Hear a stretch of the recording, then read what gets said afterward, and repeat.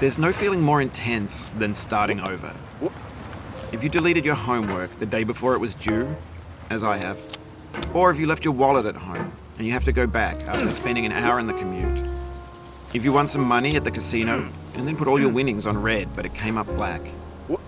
If you got your best shirt dry cleaned before a wedding and then immediately dropped food on it. If you won an argument with a friend and then later discovered that they just returned to their original view. Starting over is harder than starting up.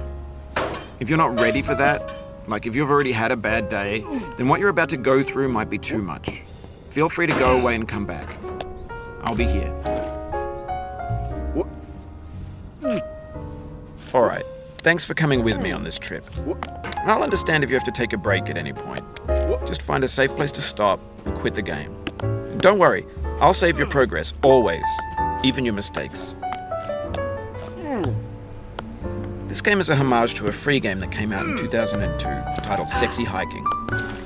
The author of that game was Jazuo, a mysterious Czech designer who was known at the time as the father of B games. And B games are rough assemblages of found objects.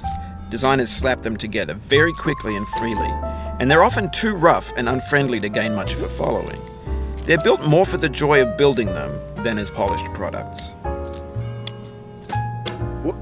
In a certain way, Sexy Hiking is the perfect embodiment of a B game. It's built almost entirely out of found and recycled parts, and it's one of the most unusual and unfriendly games of its time. In it, your task is simply to drag yourself up a mountain with a hammer. And that act of climbing, in the digital world or in real life, has certain essential properties that give the game its flavor. No amount of forward progress is guaranteed. Some cliffs are too sheer or too slippery.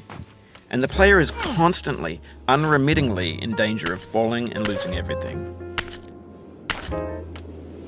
Anyway, when you start Sexy Hiking, you're standing next to this dead tree that blocks the way to the entire rest of the game. It might take you an hour to get over that tree, and a lot of people never got past it. You prod and you poke at it, exploring the limits of your reach and your strength, trying to find a way up and over. And there's a sense of truth in that lack of compromise.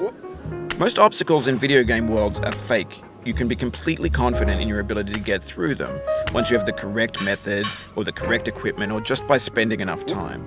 In that sense, every pixelated obstacle in Sexy Hiking is real.